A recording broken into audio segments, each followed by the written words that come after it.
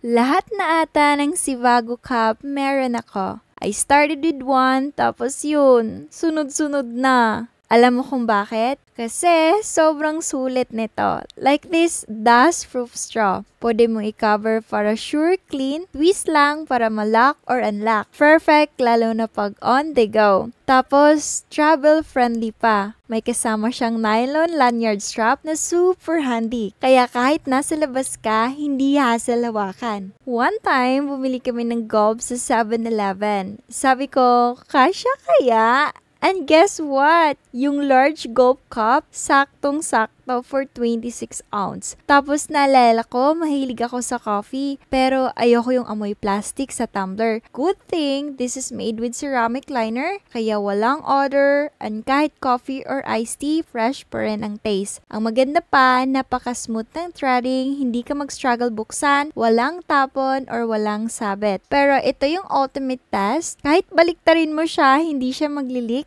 And imagine kapag nasa loob to ng bag, you have no worries at all. Plus, maraming colors to choose from.